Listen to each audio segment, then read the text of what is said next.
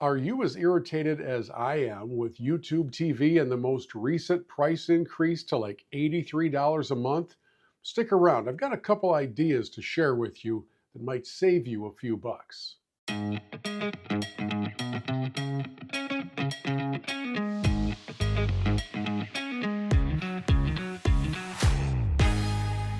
Hi, friends. Bill here. Welcome inside Bill's Reviews and Tech Tips. And normally I'm reviewing some product or giving you some ideas on how to more efficiently work within the tech space or your gadget space.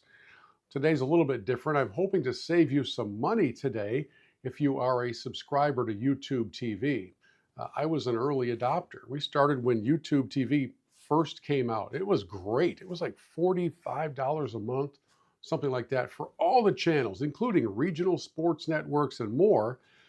And then the regional sports networks went away. They tried to make up for it by bringing in a multi-screen deal where you could watch up to 4 games at once, but you can't pick the 4 games. I don't understand, or the 4 items on your screen. So the price has increased and the features have decreased.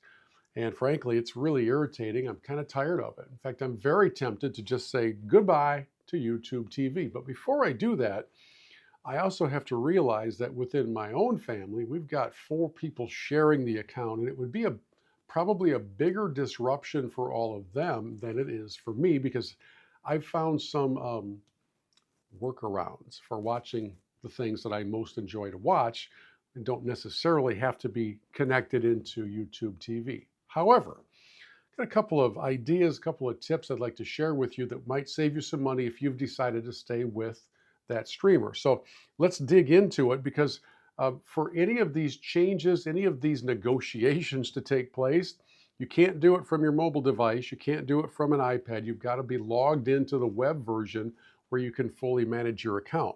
We'll take a look inside of here, and you go to your membership page and you can see exactly where you stand. So in my world, there's the base plan at $83 a month. I had also signed up for the 4K Plus because through the Super Bowl, I really wanted to watch everything in 4K.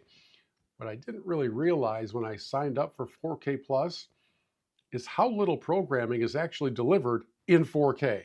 It is not worth the $10 a month to keep 4K on YouTube TV. There's hardly any programming offered in 4K, which is an important note to make, because your TV may be fully capable of broadcasting in 4K, but other than major events, it's pretty rare that programming is being delivered to you in that high of a resolution. So keep that in mind. So from inside the membership portal, we're going to come over. As we hit manage, we're going to go to pause or cancel. Then inside here, you have a couple of choices. You can pause your account, just stop watching it for a while and then resume whenever you're ready. Or you come down to cancel, which is what I did. As you come down to cancel and you click on that button, you're now going to be taken into this page where it asks you why. Why would you ever think of leaving us? And interestingly enough, it only gives you one choice in the radio buttons. You can't choose multiple reasons. If so, I would have chosen multiple reasons. But because we're here today saving you some money, we'll talk about cost first and foremost. As we click on cost, they give you these ideas about pausing your membership and sharing it with more people. Not the point. Now, I want you to notice something. As soon as I hit cancel, the immediate offer that was given is to stay and save $60, because they will freeze in place the price that you've been paying for the better part of a year. They'll freeze that for 6 months. My guess is that at the end of 6 months, if you go back in, they'll make the same offer. But so stay and save $60. As I come down to read the bottom options, I can see the details or I can continue canceling. The details are pretty simple. So starting on that date, I'm going to stay in at a promotional price of $73 a month for 6 months.